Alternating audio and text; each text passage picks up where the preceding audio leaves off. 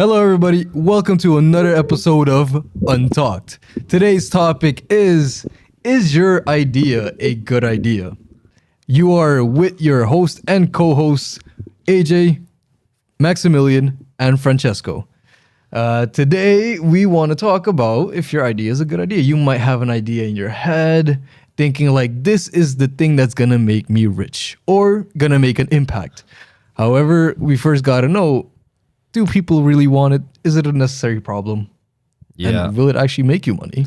Yeah, exactly. I think this is the most important step when it comes to building your startup, because 99% of startup fails, and in my opinion, at least 90% of the cases because they haven't validated their idea and their problem, as we're going to Pivoted talk enough. about it. Yeah, Pivoted enough. 100%. You know, there's a statistic over, like, from all successful startups have always pivoted.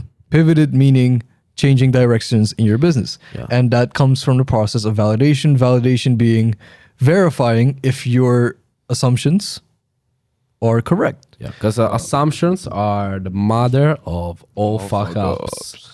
Yeah. Slogan. Yeah, assumptions, basically what are assumptions is basically when you think about something in your business, your idea, without validating it. So maybe, I don't know, Maximilian works in a capsule hotel business industry, and so he has the assumption that his target customer is going to be solo travelers or digital nomads, but he still haven't fully validated, Verified and that's if it's why correct. today we're going to talk about how to validate your ideas. And this is not just for validating idea, in my opinion, but this is a process you need to use for every single decision that you're going to make throughout your entrepreneurial journey. When you have some assumptions, if you want to go on other kind of direction and this kind of stuff. Well said. Well said. Yeah, 100%. I feel like validating is the most important part in your journey to creating a company or a startup. We can talk about this through our experience, Max, Francesco, and me. We have gone through the validation process and we've seen what worked. I think I've pivoted it so much from what my starting idea was. Yeah, Max, we I did. think, too. Yeah. Francesco, too. Because this is how it starts, right? You come up with an idea, and these ideas are based off of assumptions. An example would be, Max, we're going to take them. I see people wanting to not spend as much money. There's a growing population. So When they're traveling. when they're traveling, exactly. And you base off of this idea, you're like, okay, I want to do capsule hotels because this is going to fulfill those needs. But you don't really know. Those are assumptions. Those are things you just, from your point of view, make sense. But does it from another point of view make sense? That's basically it. You're making them aligned. As soon as they're aligned, then you got a real solution. Yeah, Then you got a because- real... Yeah, because first of all, Line. as also Jay said, what he needed to validate if it wasn't like if capsule hotel works, but it was if there was an actual problem. Because the first thing you need to validate is the problem. So is the problem that you want to solve with your idea a real problem for people, and is there any gain or pain that you can? yeah. Yeah, So- don't fall in love. Yeah. Yeah, exactly. Don't fall in love with the solution. Really try to validate your problem. Make sure that problem is really important to a group of people. And from there, you can really start to have a customer-centric approach when it comes to developing your solution to see what works best for solving that kind of problem. Because maybe you think there's a certain problem that you want to solve, but maybe for a lot of people it's not exactly that. Maybe it's a little bit different, and that's why you need to pivot a little bit when it comes also to the solution. Yeah, so 100%. And so that's why we have accumulated all the steps, like step-by-step process of from idea to startup on like what exactly, what are the tools you can use, the step process from end to end, really, to really get you through this, because we have done this. We've seen which works, which works less, which works really good, and which ones are really important. So today we're gonna, get you to know a couple of these. Actually, not a couple of these, all of them. Yeah. All right. I think The the most first one we important, can talk about it is a pretty simple one.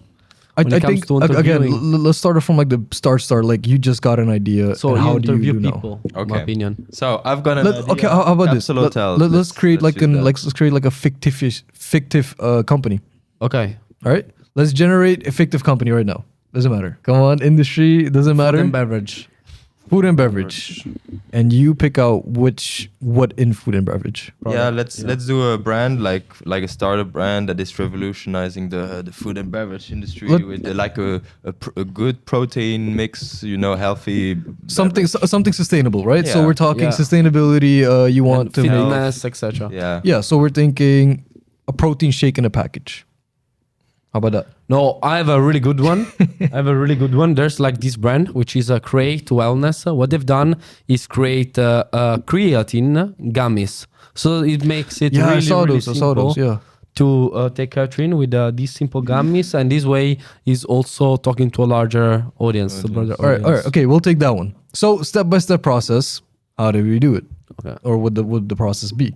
So in the beginning, you would first come up. Okay, I don't know. Maybe you're into fitness, and then you're like, maybe I don't want to use the scoop or like put in the creatine powder.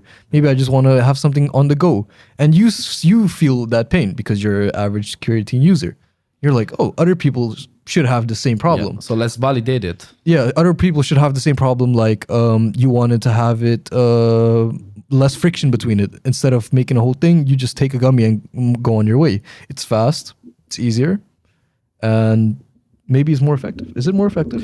Yeah, so basically it tastes better, and also their marketing is so much better compared to. Is it like gummy bears gummies? Yeah. Or, oh, okay. So Yeah. so it even gives off the illusion that you're eating a treat. Yeah, exactly. And also they're not only leveraging the angle of fitness, but they're talking about creatine on a broader scale. So they're also talking about the mental benefits of creatine and Yeah. all the kind of stuff. Okay, so anyway, we got our assumptions, right? The assumptions being it's faster, it's more effective, and people want it more, right? That's Yeah. the assumptions. The first paid thing, point. the first thing that you need to do is validating the problem. So basically, do a lot of quiz, Google Forms, and go after different kind of customer segments that you have assumed that could be your target customers, and try to validate your idea, and also start to interviewing people using the MAM test. Oh, you know what? So let's put a scenario. You're like into fitness. We like fitness. Okay. So what about that? You talk to people and then you notice like they have a hard time, for example, taking in their supplements, taking in their fitness products. So you're like, okay, what's the pain point? So you talk with them, you talk with those customers, and they're telling you 5, 6 pain points they have. For example, they always forget. Or it's too much to bulk, for example. You need too much protein. To Yeah, bulk. and- yeah, That and You're kind of stuff. identifying the pain Yeah. points, Yeah. correct? Then you're like, okay, these are the pain points. How can I solve these pain points? Yeah, You transfer yeah. the pain points into a solution that you can actually Yeah. solve and put all these into a product, a prototype that you're going to put not all the pain points in the value proposition in, but just to test already But the most important ones. Here's the thing. Yeah. We're looking at it from this. Value proposition is solution, right? Customer segment is identifying the pain points. Yeah.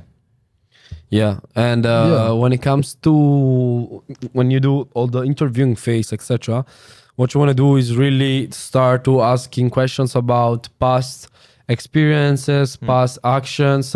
You don't want to ask questions with the "Would you like this product?" But really ask them what they are currently doing, what they're dealing with, what are their pain points actually, and then you maybe are gonna pivot a little bit your idea based on that with a customer centric approach, and that's once I've done that. Then you can come up with a customer segment, in my opinion, because then you can recognize, okay, between all of those people, the people they recognize this is their like a big problem for them are in this customer segment, and then you can evolve from that. Well, the I've point understood is it you differently. listen to your customer. Yeah, Listen to the customer and That's the whole adapt. point. Either That's way, the point. can we pull up like the customer segment canvas? Because I think we're talking about two things, but we're crossing each other. Because first you got to identify the pain points, right? Yes. Yeah, that's Absolutely. what I'm saying. So That's the customer first thing to do. segment is not there to put the final product in. It's there to put in your assumptions what the pain points are. Yeah. And based off of those assumptions, no, customer segment canvas. Or yeah, that one. That's it. Yeah. That's the left one is value proposition, right one is customer segment. So basically, as we've just established, the right one is the customer segments, left one is value proposition. On the right in this scenario, what we just saw would be customer jobs. What does the customer want? Like, what is the job to be done, right? So for in this case, it would be them taking the creatine. Yeah, so Yeah. basically is getting more muscle, more mental clarity, more focus, and overall better health. Yeah, getting actually, but the whole thing is like getting creatine or taking in creatine on a consistent basis. Yeah. Correct. So with that, you would think, okay, what is the reasons these customers cannot get the job done? Why are the reason they can't take it consistently? And then the pains would be assuming we haven't validated it. So assumptions on what the pains might be would be It's time consuming to use the scoops. It tastes like shit. it doesn't taste Yeah. good. It's more expensive. Depends could on be. what, but yeah, Yeah. mostly the brands are actually making more money out of it. Yeah, so, okay. Let's say it's a bit more expensive. It's Now we have 3 pain points. I yeah, think sure. that's- Let's work with 3 pain points. Those are the 3 pain points. And then you go to the gains. Gains is basically being what makes your customer happier. What is your customer's ambition? As in, what makes them the happiest in this scenario? I would say seamless experience, something really seamless. Something that it almost you don't Convenient. even need Yeah, to do convenient. anything type of thing. As you said, Yeah. seamless. Like the dream would be like to wake up and it automatically go into your system Yeah, and then you just exactly. go on. So, Also tasteful. so how can you reduce the time? How can you increase the value proposed by that or the gains, right? Yeah. Oh, Yeah. So and then now we got the pain points and the gains. But again, these are assumed. And so with this assumption, you're gonna try and validate. You're gonna try and validate by there are a couple methods. So if it's lifestyle, you would try and do interviews, as you guys just mentioned, with going to gym bros, going to gym owners. for example, yeah. And People also who use- people in fitness space. in Yeah, general. exactly. People who use creatine and people who did use creatine, and the reasons for why they stopped, or the people that are inconsistent. Yeah. But then not only in a gym, but I think what you're trying to say also in like forums. Yeah, wellness also space. Yeah, just Instagram pages, and then you start talking to people. Yeah. You start, but again, you do have to create like a list of questions you're gonna ask to, to identify these pains, because it's not as simple as you might think. A couple of rules for mastering questioning for the validation would be only ask open-ended questions. Because then you get more of a data. Talk about your customers, their life, not about your product. Yeah. Your favorite Never word mention would the be- solution. Yeah, your favorite word would be actually why. Always ask why to people when they give Yeah. you an answer, so Yeah. you can delve deeper. And for little people, I would be more technical. Would you like to share like what you've done this morning? Yeah. So and like those are the rule of thumbs, right? So how I did it, I was thinking, okay, how can I do this? And I was kind of struggling with really phrasing the question correctly. And good thing is, there are a lot of books written about these concepts that we are talking about today. And one of them was about testing business ideas. I think it was by Alexander Osterwald. And so he talks about it and he's like really good at it. So what I did, I went to ChatGPT 4. Do you have ChatGPT 4? Not yet. Okay, anyway, so I went to ChatGPT 4, and a good thing you can do is you can write down, I need to create questions to validate this, right?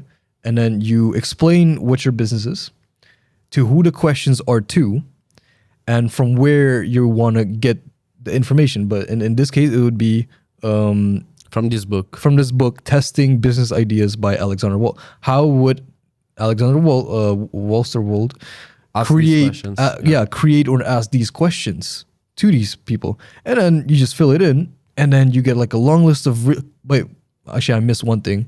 Last part is putting in your hypothesis. your hypothesis of what the expected answer is. You know, what you think the Yeah, answer is. what to are it, your to the assumptions questions. that you want to validate? Exactly, basically? and then you put them, and then it's gonna create questions on how to specifically get those types of answers, like if it's there. And with that, you have your questions, and then you start going interviewing. Go to your customers, ask Yeah, them. and I think discussions. you might be asking, when do you stop?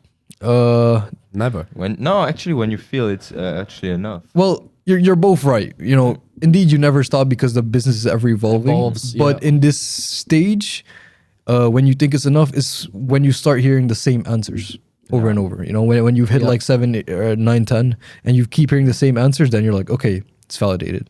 Yeah. And then it's actually finally validated when you start to make some money.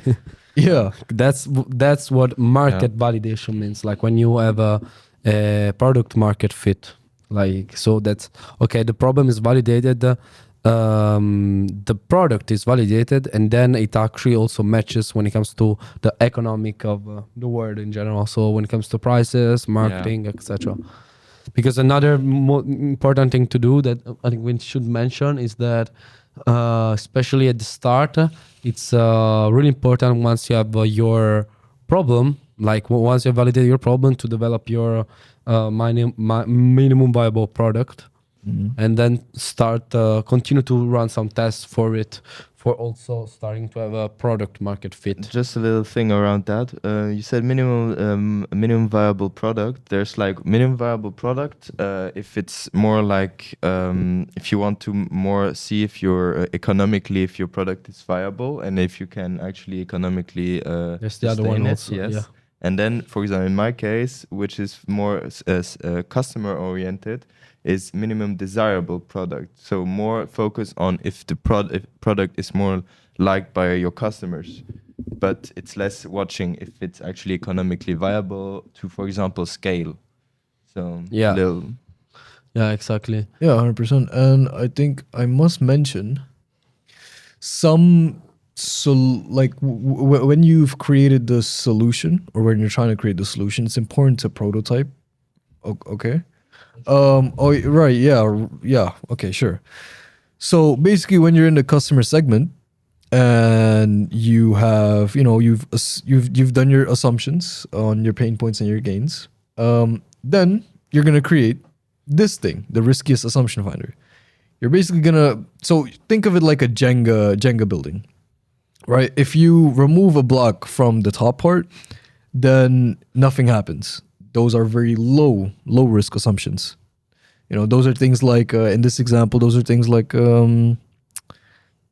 I don't know, the taste of it, right? It's low risk assumption. Yeah. But a high risk assumption would be people want a faster solution. Yeah.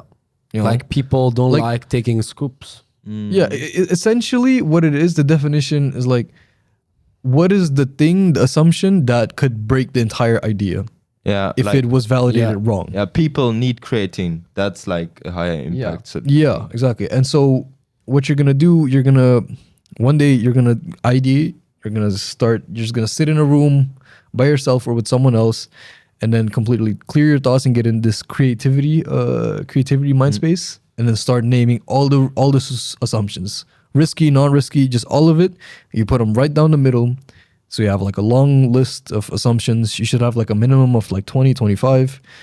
And then you're like, okay, then you start categorizing. You know, is it already validated? Then you put it all the way up top. Is it riskiest? Is it has a high risk? Then you put it on the bottom. Yeah. And then at the end, when you've already put them down, you're gonna start like validating one by one. But the riskiest assumption first, because then that's what's gonna. Either two things are gonna happen here, right? You either pivot or you persevere. So pivoting would happen when you have this assumption, right? That creatine is that you want it fast, Well, right? that you Or the need. scoop. Yeah. So Yeah, that you don't want to use the scoop, right? That's one of the risky assumptions. So you're like, okay, this has really happened, maybe, and then you get proven wrong. and People then do like using gummies. Also another risky assumption. Yeah, and then people actually like using scoops. now, Yeah. right? And now you're like, And then you wait, pivot and completely then you're that, yeah. pivoting because now your entire business idea is like not even good Viable, anymore yeah. because people like using scoops, you know. And Yeah, so if people like using scoops, they're like, okay, now you gotta change your business idea. Doesn't mean give up. It just means you gotta change directions to fit the need better, and then you keep validating on your assumptions, you know, and then you keep going, and then as soon as it's automatically the problem is automatically gonna appear, you know, as you keep validating. You'll see, oh, there's actually is a problem, or maybe you see there's exactly no problem in it, which rarely happens because there's always a problem somewhere. You just gotta find it. Yeah, that's true. The most important thing when it comes to entrepreneurship is really problem solution. We've talked about it when we recorded the first sketch of this podcast that we needed to restart because Yeah. it wasn't working. But yeah, and another thing that we've mentioned before that I think is really important when it comes to validate your idea, what you can also do is also see what the best people in your industry are doing, and using also some methods that are a little bit sneaky, I would say, like AJ did.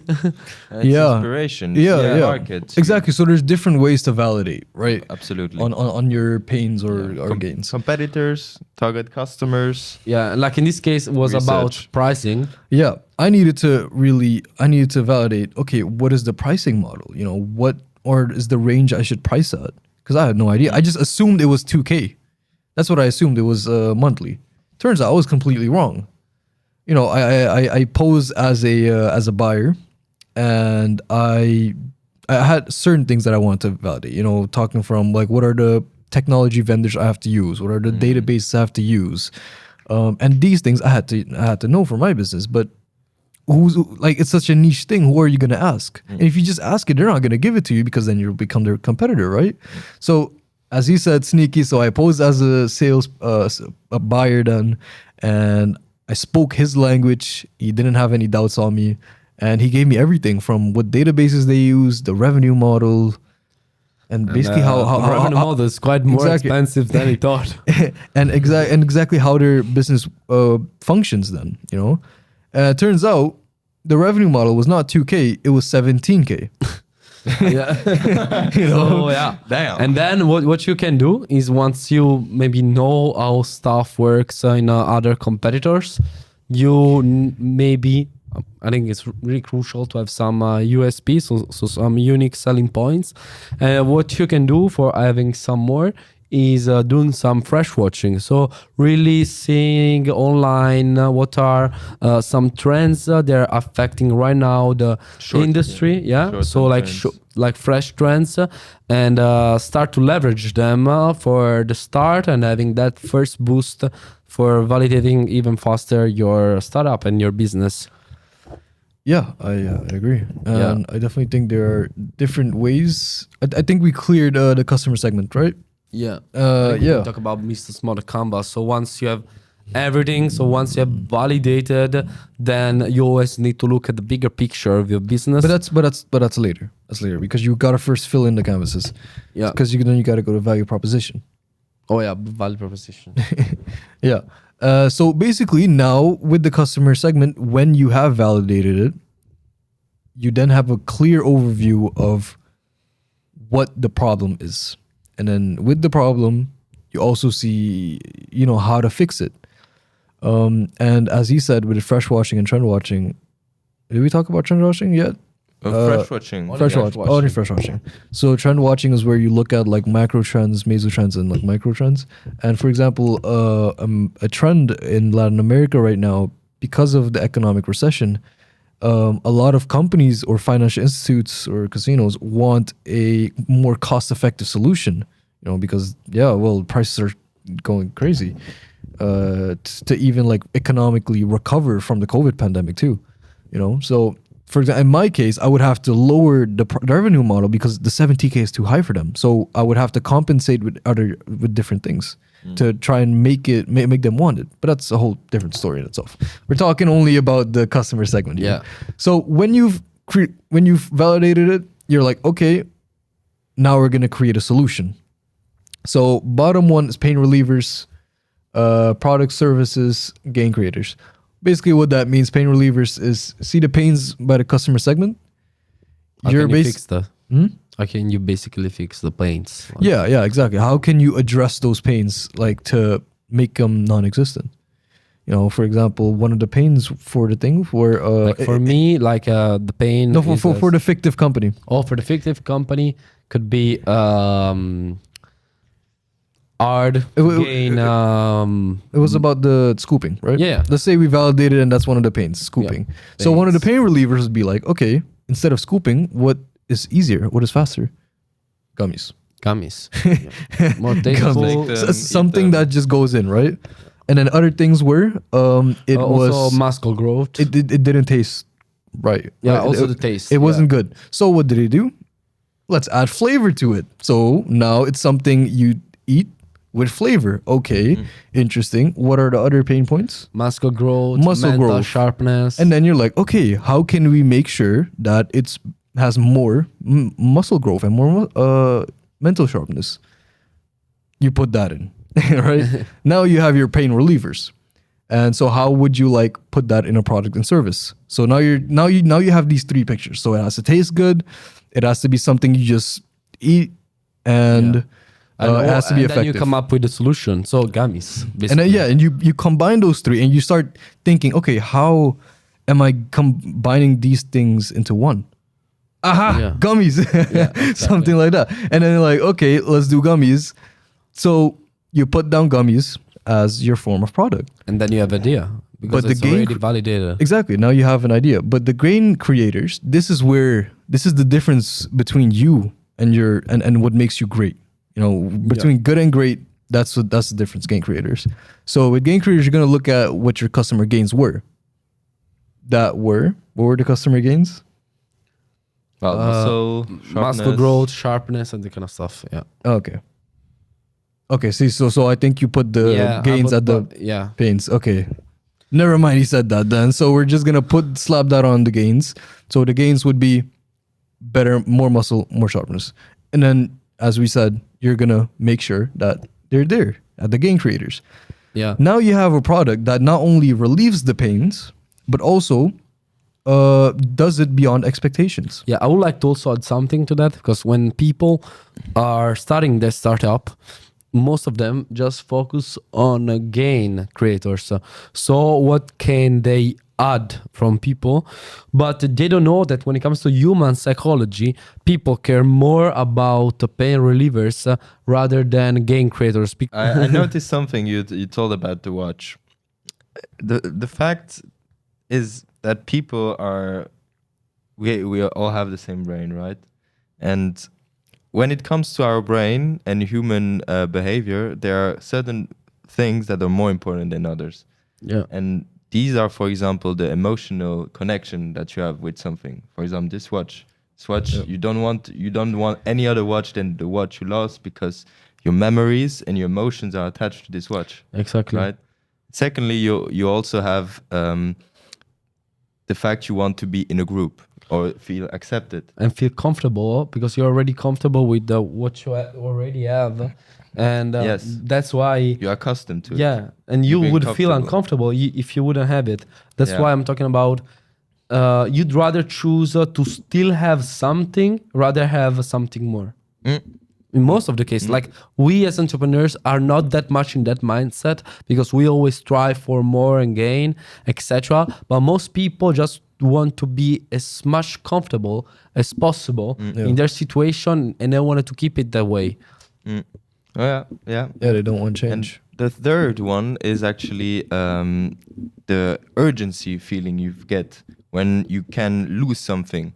That you already have. But you don't Exactly. have the same urgency if you want something more. Yeah, exactly. that's we're what I was talking trying to about. say- Yeah, to say. there we go. Yeah, And the thank last you. one is love. The last one is being accepted and being loved and being cared Yeah. and being with people because we're humans. Yeah, like I'm reading right now. I'm done in reality with the reading. So I've read a book by Seth Godin. This is marketing, and basically what he's telling that actually we only buy things for social status because we as humans, like for our prehistorical Needs. mindset and needs, we want to be part of a group. So every choice we make is voting to be a part of a group, a certain group. So basically, why I bought certain kind of clothes or why I don't buy certain kind of clothes is because I want to be perceived, or like even why we're doing this podcast. Every choice we make is just because we want to be a part of a group. And that's why when it comes to marketing, you need to be as much polarizing as possible to a certain group. And Yeah, and understand then- your and then- customer, what is Yeah. important for them. Yeah, what is the group they want to be in? Yeah. That's why when they say you sell the benefits, not the characteristics, it's not even true, because you not only sell the benefits, you sell the emotion that's connected to that Exactly. benefit that then makes them feel part of a certain group. So in simple terms, the customer needs to be felt understood. Yeah. So basically, if I buy, like, there's like a t-shirt that is really breathable and it's marketed as an entrepreneurial shirt and all that kind of stuff, what they're doing is not, I'm not buying the shirt because it's breathable and it's good cotton and all that kind of stuff. I'm buying it because I want to be part of an entrepreneurial group, be part of because that they group, yeah. sell that lifestyle. Yeah. Damn, that was a little bit of marketing. No, indeed. No, From but our that's marketing really good, expert. man. Yeah. 100%. Marketing is really important for Yeah. also validating your idea. But I think Everything, really. today, before we were always with those big corporates doing this marketing with, for example, the perfumes, the car, Apple, maybe even though they don't do. But today we're more into this area of connectivity with people, Yeah. like this truthfulness, this honesty that we can have, this green, That's today what is, I think, better going on. What do you think, AJ? Yeah, gay. no, it's that does sound like something I would say, indeed. I'm looking at it, I'm like, that's so gay, man. No. He's completely red, bro. Look at him. For fuck's sake. Okay. Yeah, okay, I won't say that. I mean, you're right to a certain extent. See, this is what I mean, bro. We're deteriorating, all of us. Yeah, we're prisoners. We're prisoners. The hair, look at him. He's almost balding now. It's not going well, bro. Entrepreneurship, guys. Start wearing rings. This is no. It's not good. It's not going well. No. All right, let's go back to this. Either way, at this point, you should have filled everything out. This should take about 2 weeks, honestly, a week to 2. It shouldn't take long. The whole thing about the validation process is to learn things quickly and a lot. Learn things a lot and quickly. It's to rather not focus too much on ideas and assumption that you have, but rather test them and put their energy then into but that's doing what I mean. this. Yeah. So doing it quickly and learning a lot. That's the whole thing from it. It's Learn. It's Learn. learning. And as soon as you do that, then you have a clear view of this is the thing that's gonna make me rich. Oh, okay, business model canvas, indeed. But before you come here, because Business model canvas. this is basically business. a business plan. Like there's business plans with like 20 pages. It's good to have, sure, but there's like a 1-page business plan that basically accompanies Model. everything in your Gives you clarity about everything. yeah, about your 100%, business. 100%. An overview, yeah. And I think before, like as we read the other slides, from that solution, you start creating a MVP. You start really testing it in the actual market. You start testing it. Are people actually buying it? And then from there, you scale. Yeah. Yeah. We will not talk about After scaling this. up yet because we are Not in not that scaling up. phase. We We're are not in that phase. I think maybe Francesco did. But some too. You're on the gates of scaling up. yeah, I think he's on the gates. People scale a lot of. So maybe. Yeah, I'm like at the end of my validation phase, and I'm not on the brink of scaling, but I'm on the brink of like creating an MVP. Yeah. Yeah. What After about having done the business model. Well, yeah, no. For me, I'm going to validate this week for sure. Finally what is important to my target customer, who is my target customer. But you already have a product. Yeah, I already have the Talk about capital hotel. I Yeah. know what type range of age my target customer is, what they would need, what are the pain points. All of that I know. It's just concretely to have a real name of, okay, who is my target customer? Is that like this Alex who is 30, who has like 2K a month, or is that Joanne, that's Joanna, 19. that is like 19 and a millionaire. Yeah. into spa, into that. So I need to validate that, but don't over focus on it. Just go talk to people and start with already the information you got, which you feel like is enough so that you can start a product out of it, and then do the business model canvas so you see the customer segments. You put it. I think the business model canvas is best when you have everything planned out. When everything is already but clear. I think even if you are starting and you're already like starting some yeah, it's good to put down. traction. It's good to put It's down. good Yeah. like when I talk about traction is starting to market a little bit and that kind of stuff. Yeah. It's good because it gives you a lot of clarity and also gives you a bigger picture of what's going on in your business and where could be possible pitfalls going on so that you can act.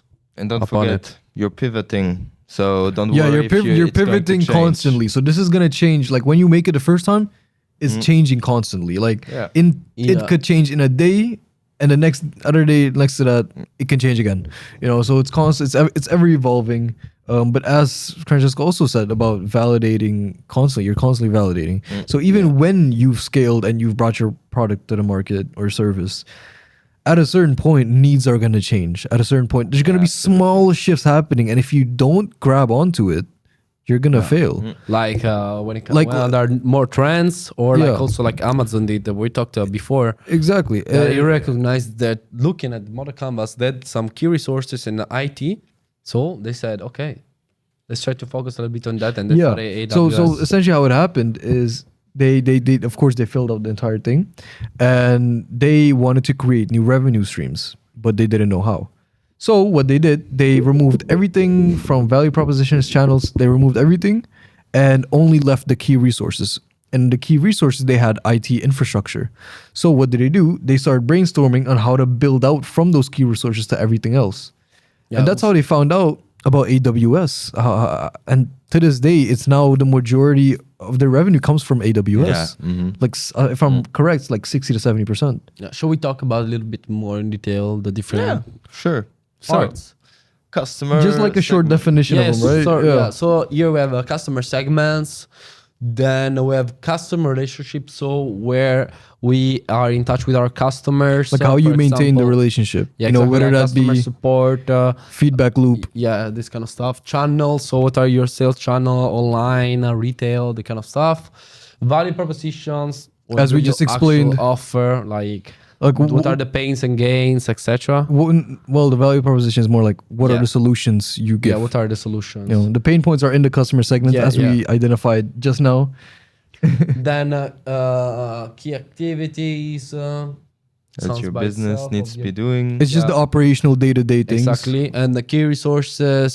So what are the resources of the business? What do you have? Yeah, and key partners are partners that your business wouldn't survive without. And when it comes to here, cost and revenues is really Straightforward. Pretty simple. These things is depending on your businesses, the environmental costs and social societal benefit. It depends on your business, whether you're an impact business or not. That's what it depends on. So free for you to use that if you want. Yeah. Just to clarify, we were talking about the customer segment Canva that we showed before, the circle. That's actually the right side of this business model Canva. yeah, it's here. Yeah, it's there. And then the value proposition is, well, Yeah, as you can see, value proposition. Yeah. And naturally, if you are right now just starting out with your ideation phase, I want you to know that, all of what we've shared, it's important. It's really, I would say, in the technical side of actually validating your idea. But I think I'm quite sure it's not enough if you don't have a growth mindset and if you don't have the discipline to actually put in the work and actually validate your idea and being honest with yourself when it comes to your assumptions, and if you really validated those. Yeah, 100%. I think that's a very good thing you brought up. Yes, Yeah. sure, we're sharing the technical side on what you have to do in order to validate, for example. But as you said, it won't work if your inner wealth or like your mindset is capable of doing it. You need both. You need the technical aspect and the know-how, but also you have to have that growth mindset to be able to do that. Because if you have a mindset that's like, oh, first problem that arises, I'm just gonna stop, then you won't make it. Yeah, Ah, you gotta get yeah. used to solve problems. Yeah. Every single day, like we always It's a said. religion. It's a religion, you know. Problem solution is most important skill when it comes to entrepreneurship, in my opinion. So really get used to solve problems. Like as soon as you have any kind of problem, like Solve it. Don't run away solve from it. or not Never. run away. Really strive for problems. The more problems you have, the better. Because if you think you don't have any problems right now, if you're an entrepreneur, You're lying. you're lying to yourself. Yeah, people always say it's hard actually to be an entrepreneur, but what is actually really hard? Hard, actually, the more we do it, for me, the more I see it's not hard in the sense like you don't know what to do. You just need to put in the hours. You just need to think a little bit, to strategize, to analyze the situation, and make then a good judgment after the situation. Yeah, 100%. I think And, definitely entrepreneurship is it's about making choices, it's about making decisions. And Prioritizing, yeah. yeah, but as you just said, it's what is hard about it, you know? Because a lot of people always say, "Oh, are you sure about going to entrepreneurship? It's really hard." Yeah. But the thing is, I don't think it's hard. I think it's only hard if you don't have the mindset for it. I think it's hard. It's not hard, in my opinion, but it's For a per for person, normal people, it's hard. Yeah. Because we put ourselves in a really uncomfortable situation every single day. yeah. And when it comes to normal people, they are not used to put themselves in uncomfortable situations. so it's hard And what they do every day is like normally, like they do every single day the same thing. And as entrepreneur, we really need to be as much flexible as possible and really try to get into all the different industries. And also, if you're like a normal employer, You don't take responsibility. It depends, but most of the cases you don't have a lot of responsibilities, you don't have a lot of failures, and it's pretty much more straightforward. Because it's hard when you have a running business after 3 years, maybe it was successful, and then boom, it goes bankrupt. The next day you're like, "Wow, God damn it." And then really need to have the gut to stand back up. And Stand it's back not Be the unusual. phoenix from the ashes. Yeah, exactly. It's not unusual for actually big entrepreneurs that in their story they had a good moment And then they then failed. it failed and then they rose. Yeah. Yeah. I think They- that's always don't been a thing, fear the failure. No, Embrace it. Don't embrace because it. after the failure you're going to grow and you're going to succeed, motherfuckers. Yeah, exactly. The harder you fall, the harder you stand up, right? Or Yeah. Yeah. the bigger they are, the harder they fall. But the harder you fall, and if you get up, the bigger you Phoenix, become. The Phoenix. Yeah, And that last time we ended the podcast with the Phoenix. yeah. This time we're ending it with the Phoenix. The phoenix keeps on We need coming to back, go to ladies the and gentlemen. Phoenix, I And guess. today comes our quotes. I guess. I think we're done. We already have 47 minutes, 48 Yeah, minutes. that seems like a good thing. We covered everything what it is to validate from the technical side, but again, don't forget it takes both sides, your mindset and the technical know-how of becoming or actually doing the And I think process. mindset is even more important than the technical. Yeah. Because if you're really disciplined and you 100%. really strive for it, then you test, and once, if you're really honest with yourself, it's just gonna take much more time, and that's it. Yeah, 100%. So I think we can end it off here. So thank you, ladies and gentlemen, for watching another episode of Untalked. And we'll end it off with a quote, a short one. We don't need a long one. So go ahead, Max. Challenge the impossible and empower the known. Okay. When everything seems to be going against you, remember that the airplane takes off against the wind, not with it. And with that, ladies and gentlemen, average is your enemy, success is your responsibility, and I'll see you next time.